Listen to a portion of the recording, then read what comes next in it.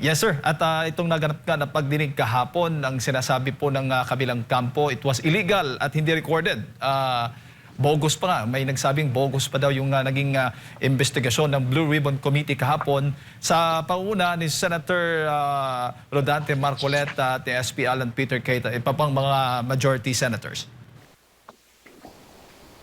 Yeah, ang punot dulo nito, Jade, is tama yung sinasabi nila, kunyari nila Senator Erwin Tulfo, kung tama yung pagka-takeover nila sa mayorya ng Senado noong June 3, nung the day before yung Senate Blue Ribbon Committee hearing kahapon. So may katwiran sila kung legal yung ginawa nilang pag-designate, kunyari kay Senator Sherwin Gatchalian bilang Senate President pro tempore at bilang acting President, at sa pagka-deklara nila na vacant yung mga chairmanships ng Senate Committee. Pero sa aking pananaw, hindi po naging legal yung proseso na yon, kaya yung pagtuloy ng Senate Blue Ribbon Committee kahapon sa ilalim ng chairperson na si Senator Pia Cayetano at vice chairperson na si Senator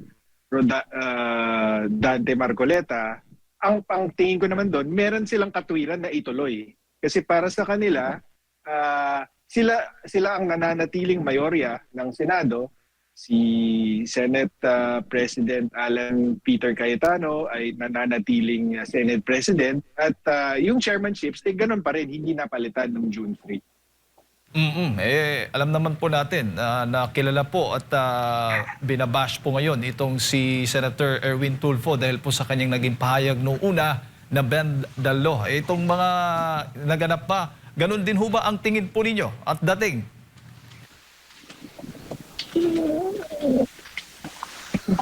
Hello? Na-bend the law ho ba? Na-bend the law ho ba ang mga patakaran nga dyan sa loob ng Senado matapos nga yung pagpapalit nila ng liderato at pagpapalit po ng mga committees chairmanship? Yeah, tingin ko ganun lang po yung nangyari. May bendalo na nangyari.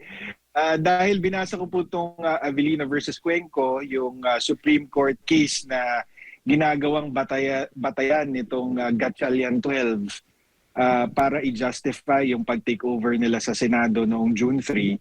At ang nakita po natin is ang pinaka-basic na batayan nila dito ay, ang sabi nila, ayon doon sa kasong yon,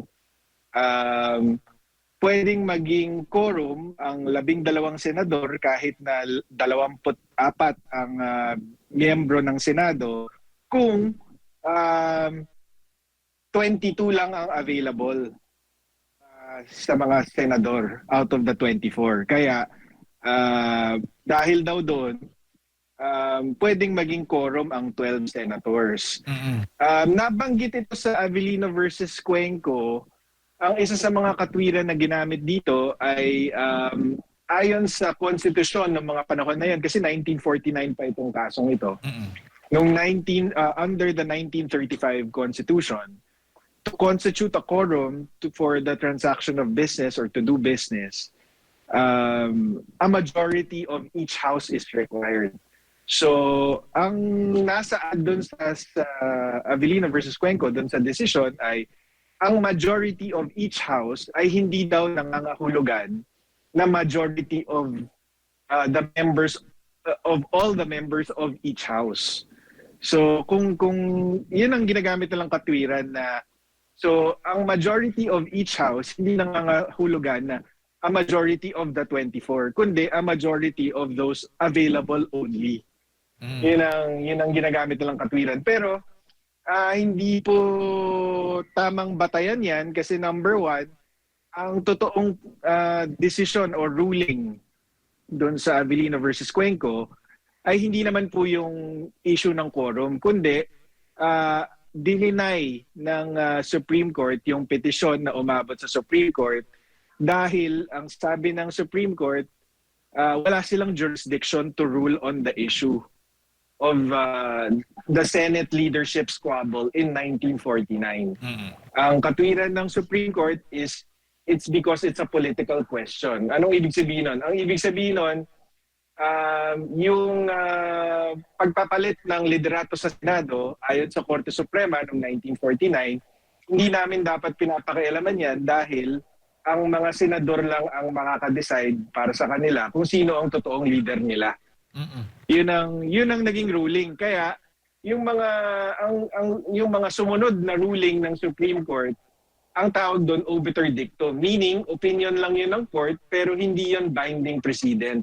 Hindi mo siya pwedeng sundan bilang president or gamiting batayan na galing sa Supreme Court. So ang sabi ng Supreme Court, wala kaming jurisdiction para sagutin yung mga tanong na yan. Pero kasi ang naging botohan, Jada Danmar, 11 kasi yung justices ng Supreme Court noong 1949. So anim ang nag-vote to deny the petition ni Senator Abilino. Ang petition ni Senator Abilino is i-recognize siya bilang Senate President at tanggalin si Senator Cuenco naman bilang acting Senate President. So, noong mga panahon na yon, parang si Alan Peter Cayetano, si Senator Abilino, si Senator Gatchalian naman, parang si Senator Cuenco. Siya yung tinalaga bilang acting Senate President. So, anong naging botohan ng Supreme Court? 6 ang nag-deny ng petition dahil nga wala daw jurisdiction ng Supreme Court to determine that question. 4 ang nag-dissent, meaning hindi sila nag-agree na walang jurisdiction ng Korte Suprema at isa namang justice ay absent. Okay? So, anong nangyari? Sabi dininay ng petition because walang jurisdiction. Tapos out of the 6 justices na nagsabi na walang jurisdiction yung Supreme Court, 2 sa kanila ang nagsabi, at dahil wala tayong jurisdiction, dapat hindi na natin sagutin yung issue ng quorum. Kung 12 ba or 13 ang dapat quorum sa Senado. Opo. Tapos yung 4 naman ang nagsabi, so sabi ng Supreme Court sa decision, 2 yung nagsabi na hindi na kailangan talakayin yan. So ang susunod na discussion is opinion lamang ng 4 na justices.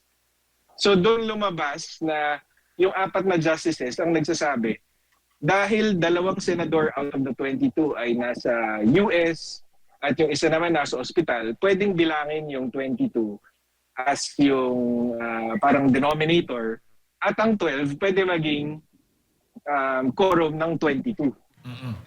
Yun ang naging ruling. Pero 4 lang sila.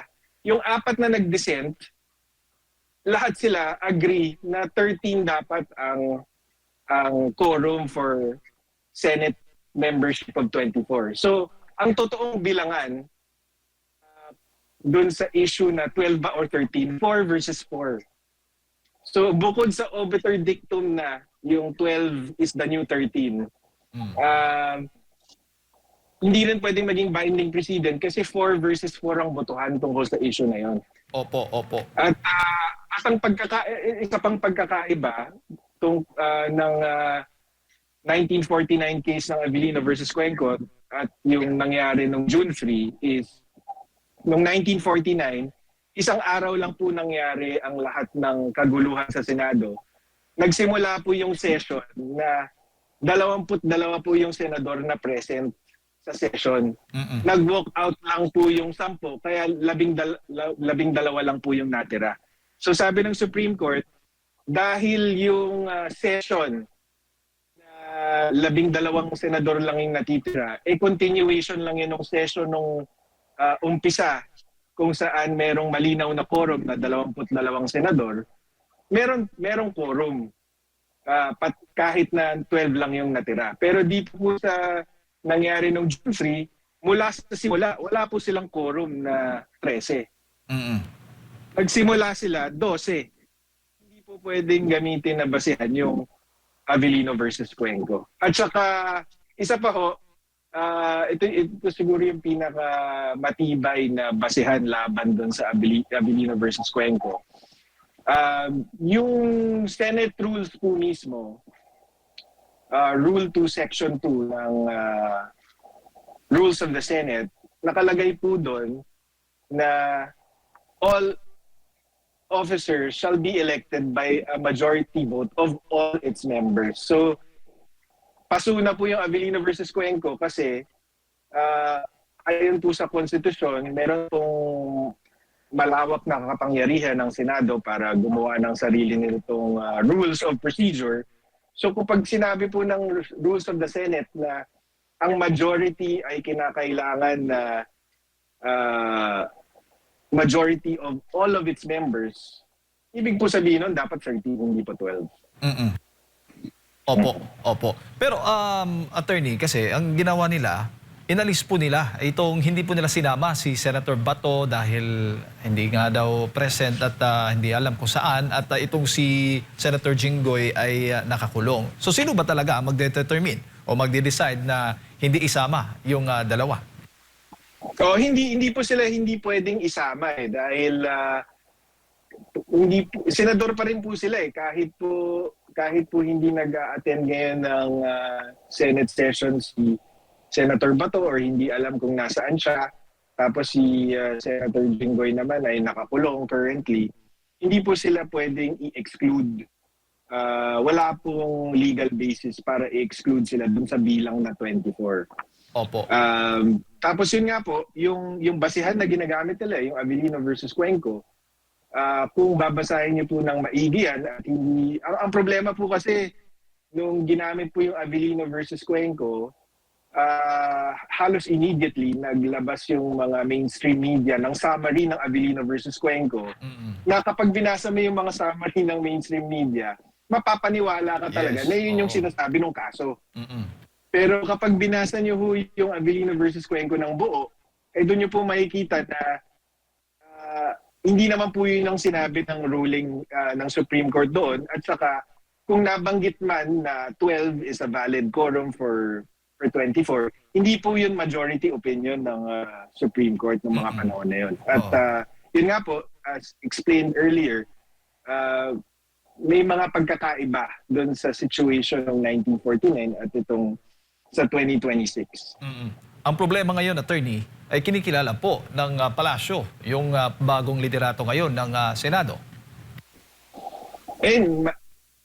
Inaasahan na po natin yun. Pati nga ang House of Representatives, kinikilala po si Senator Gatchalian bilang acting Senate President. Hindi na po nakapagtataka yan dahil yun naman po talaga yung labanan, di ba? Yung mga kalaban ng Malacanang, yung mga senador na hindi sunod-sunuran sa Malacanang at yung mga sunod-sunuran sa Malacanang. So natural lang po yun na kahit na mahina ang legal na basehan na ginamit para mag-take over ng Senado, talagang kikilalanin niya ng Malacanang dahil yun nga po ang gusto ng Malacanang is ma-control nila yung Senado. At sa panig naman po ng ni SP Cayetano, dapat po bang maging palaban po siya dito sa issue na ito? Opo, kasi nasa tama po siya Pero ang tingin ko, nabasa ko kahapon na meron pong balak yung PDP laban na idulog po itong issue na to sa Supreme Court. Sa akin pong pananaw, dapat hindi po magpadalos-dalos na tumakbo ng Supreme Court dahil kapag kahit nasa tama ang kampo nila Senate President Alan Peter Cayetano, meron pong mga nuances or technicalities na ma-encounter sila pag sila ang nag-file sa Korte Suprema. Unang-una, kapag ikaw ang nag-file sa Korte Suprema, ang burden of proof para patunayan na illegal yung ginawa ng kabilang kampo is nasa inyo. Bale, mas mabigat yung burden na ipapataw ng Korte Suprema doon sa mga petitioner laban doon sa respondent. Lalo na't merong presumption of regularity in the exercise of official duties.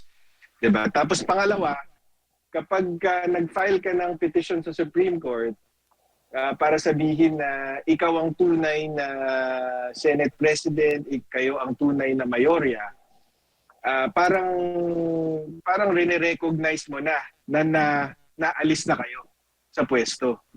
'Di ba? So ang mangyayari diyan, parang lang yan din doon sa tagal ng aksyon ng Supreme Court doon sa habeas corpus petition.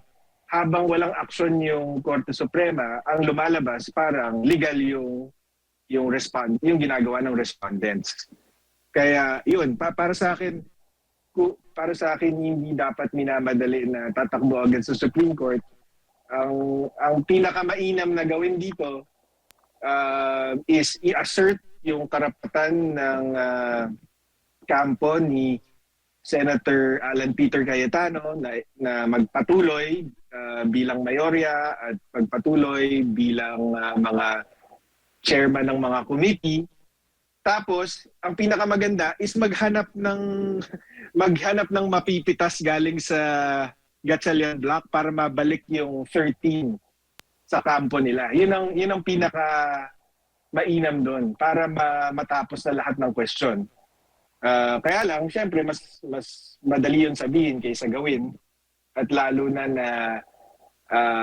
alam naman natin na kapag kalaban ka ng administrasyon, palaging merong threat na makakasuhan ka ng kung ano-ano. Diba? So factor po lahat yun. Opo. Pero ang nangyaring investigasyon kahapon sa Senado, sa Blue Ribbon Committee, papaano po yan? Dahil hindi po kinikilala ng another faction ng mga senador sa Gatchalian Block nga. At saka sabi pa nga, hindi recorded yung naging hearing. At saka yung mga empleyado pa ng Senado that time, naka-work from home pa, attorney, naiipit nga sila kung sino nga susundin dito sa issue na ito.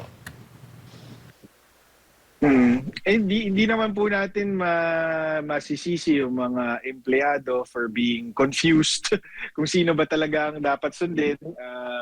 Meron naman pong mga nag-assist sa mga senador na dumalo kahapon.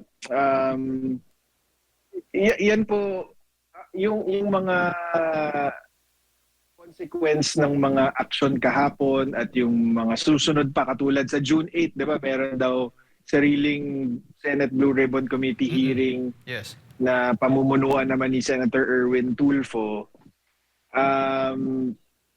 Habang walang solusyon, habang walang resolution dito sa legal issue na to kung sino ba ang tama, magpapatuloy na merong cloud of doubt on both groups.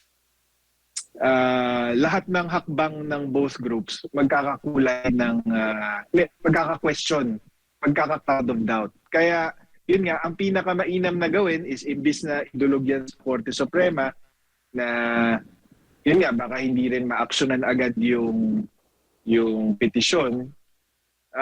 Ang pinakamainam dyan is para sa bawat kampo, maghanap sila ng pang 13 para hindi na ma-question kung ano man yung ginagawa nila. So in the next few days, in the next few weeks, tingin ko yun ang labanan. Kung sino ang unang grupo na makakakuha ng 13th senator. Kasi kung kahit na sabihin na nating illegal yung nangyari ng June 3, kung makakuha sila ng 13th, mababaliwala lang din yung nangyari nung June 3. Kahit itakbo mo pa yan sa Supreme Court, baka sabihin lang ng Supreme Court, buti na academic na.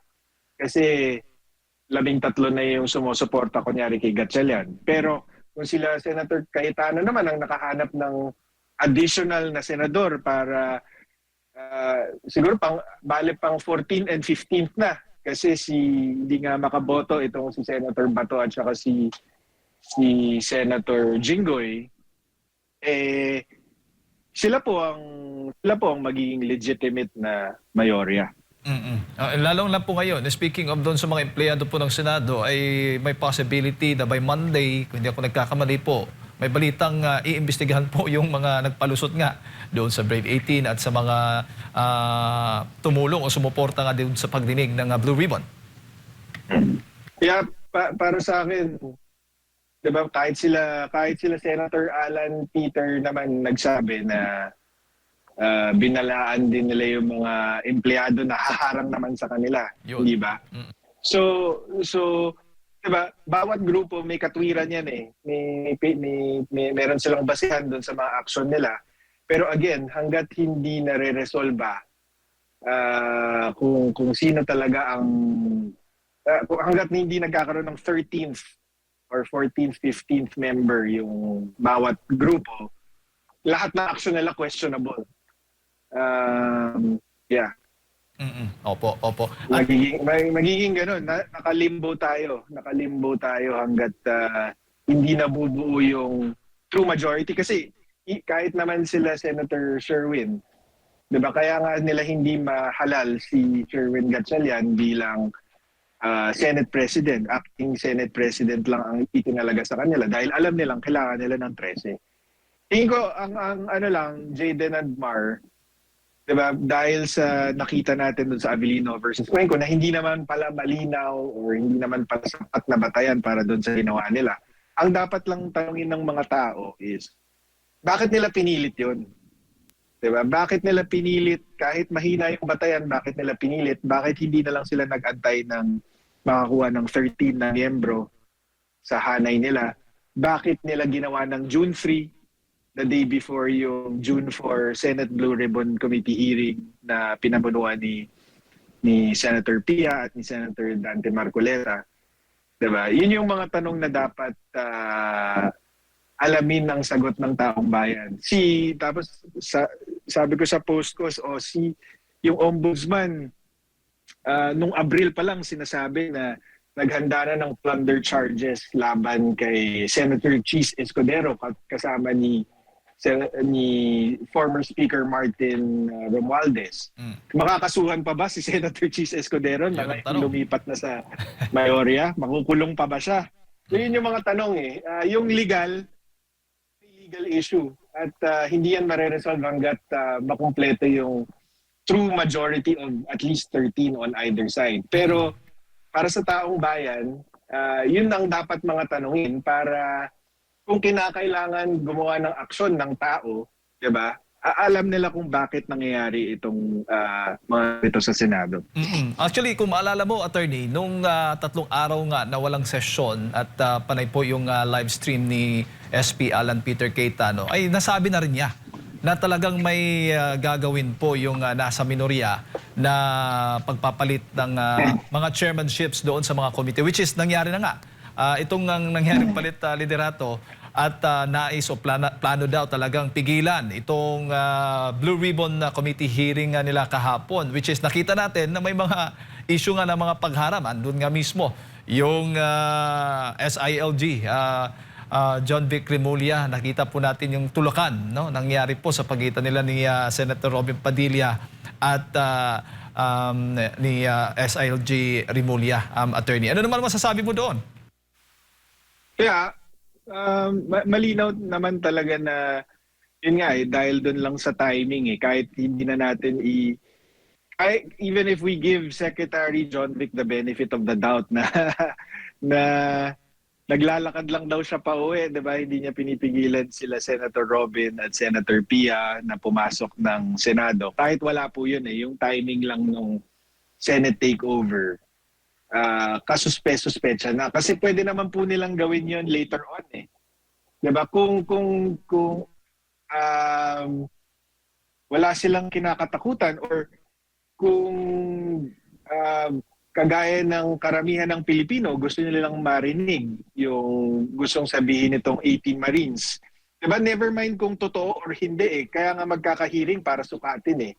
Kung totoo yung sinasabi nila or hindi. Pero yung hindi pa sila nagsasalita or hindi pa nasusubukan yung kredibilidad nila, ay pinipigilan mo na sila. Eh, anong pong sinasabi nun tungkol sa kanila? Hindi po ba? So, mabuti na lang na kahit na may mga hakbang para pigilan sila, eh, kahit pa paano, na isulong, na ituloy naman yung hearing kahapon. So, hindi naman naging successful yung pagtatakip nitong Gatchalian 12. Ngayon, I think it's a fair question kasi may mga tanong bakit daw yung ibang mga pinangalanan na senador noon ng 18 Marines hindi nasama sa hearing kahapon. Mm. So fair question 'yun, pero dapat kasi I guess lalabas 'yun sa Monday. 'Di ba? Kaya ako para sa akin bilang Pilipino, ako gusto lang malaman yung totoo, 'di ba? So kahit na para sa akin bilang abogado, mas kinikilala ko yung grupo ni Senator Alan Peter Cayetano, interesado din akong malaman kung anong mangyayari sa Lunes. Opo. Kasi kung katotohanan lang naman ang gusto nating malaman, 'di ba? Gusto ko rin masubukan yung 18 Marines na ang kaharap naman nila yung mga mga halatang galit sa kanila or may mga intensyong masama laban sa kanila dahil ito yung chairman mismo ng Senate Blue Ribbon Committee ng kampo ni Senator Gatchalian na pangalanan ng 18 Marines, di ba? So, magandang makita sa Lunes kung ano yung magiging daloy ng talakayan dahil naimbitahan daw sila ulit nitong grupo naman ni Senator Tulfo. Pero personally, kayo po, attorney, kung tatanungin, dapat ding pumunta ba itong mga 18 Marines doon sa hearing ng ni Senator Erwin Tulfo on Monday? Alam mo, kung ako bilang Pilipino lang, gusto ko pumunta sila dahil kung totoo naman yung sinasabi nila, maipapakita naman nila yung na totoo yung sinasabi nila kahit anong panghaharas yung gawin sa kanila ng mga senador. Pero that's easier said than done eh. Di ba syempre pag pumasok ka sa Lions Den at ang kaharap mo puro senador na pwede kang putulin anytime, di ba? Pwede kang bastusin, pwede kang pahiyain, pwede kang takutin, di ba? Pwede kang i-contempt kung hindi nila gusto yung sagot mo, 'di ba? Mahirap 'yun. Kaya kung ako yung so bilang Pilipino, ako gusto ko silang pumunta pero kung bilang abogado nila, ako magdadalawang isip ako kung papadala ko sila doon. Anyway naman, meron namang legal basis kung bakit hindi dapat kilalanin naman itong Senate Blue Ribbon Committee ni Senator Erwin Tulfo. So yun ang dapat pag-isipan ni Attorney Baligod. Yeah. Opo. Siguro, attorney, yung huling mensahe mo na lang para sa ating mga kababayan nanonood po, nakikinig sa mga oras na ito. Napakagulo po ng politika, napakagulo po ng gobyerno natin ngayon. Kaya sana ay magtiyag lang tayo at wag tayong basta maniniwala lalo na sa mainstream media kasi parang masyado silang bilib sa mga opinion ng mga former law deans, IBP at mga legal expert ko na sinasabi na valid daw yung nangyari noong June 3. Pero yun nga po, kung aaralin niyo pong mabuti at kaya pong gawin to ng kahit sinong abogado, kung aaralin po nila ng mabuti yung Abilino versus Cuenco at yung ibang mahalagang provision ng konstitusyon at rules ng Senate, makikita po nila na hindi po matibay na batayan yung Abilino versus Cuenco doon sa ginawa ng Gatchalian 12 noong June 3. So, ulitin ko lang po, diba, may legal issue na po yan, wala na po tayong magagawa dyan. Hayaan na po natin yung bawat kampo na gumawa ng hakbang para ma-resolve yan. Pero ang isipin dapat ng tao, bakit ginagawa nila ito? Bakit pilit na inaagaw itong liderato, mayorya ng Senado kahit na mahinang legal na batayan? Ano ba ang kinakatakutan nila? Ano po yung sinusulong nila? Yan ang dapat tandaan ng tao. Alright. Attorney, maraming salamat po sa inyong oras. Magandang umaga po sa inyo. Thank you. Good morning.